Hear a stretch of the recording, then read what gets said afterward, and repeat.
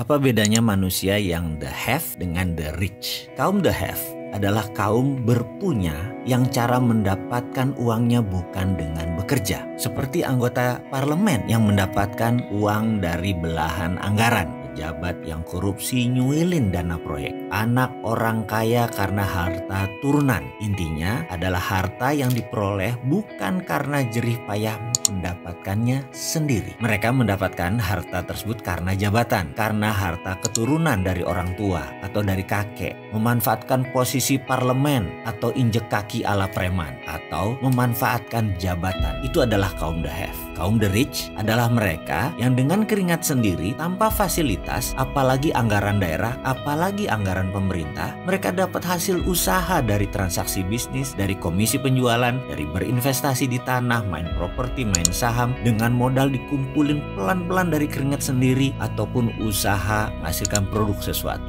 menghasilkan barang produksi yang menguntungkan. Coba sekarang kita lihat diri kita pada saat ini. Coba kita audit diri kita. Misalnya, rumah yang kita tinggali, kendaraan yang kita pakai. Adakah kontribusi orang tua kita? Adakah dikarenakan sewaktu menjabat kita menerima sesuatu dalam tanda petik? Atau anggaran perusahaan, anggaran pemerintah, anggaran proyek yang kita mainkan sehingga sebagian dibelah-belah masuk ke kantong sendiri atau masuk ke kelompok kita? Atau kita dapat dari komisi penjualan, dari hasil usaha, dari keringat sebagai karyawan, dari menabung, dari berinvestasi, atau dari membuka usaha sendiri. Saya yakin setelah kita mengaudit singkat, kita sudah bisa menentukan kita masuk kaum the have atau kaum the rich. Kita tidak perlu bahas berapa digit harta kita. Itu tidak diperlukan. Kita hanya ingin memastikan bahwa jika dengan jujur kita menghitung harta kita, kita bisa tahu di mana posisi kita. Apakah sekali lagi kita the have atau the rich? Kalau kita the have, cepet-cepet deh pindah ke golongan the rich. Karena setahu pengalaman saya pribadi, seberapapun besar aset Anda saat ini, kalau Anda didapatkannya dari the have,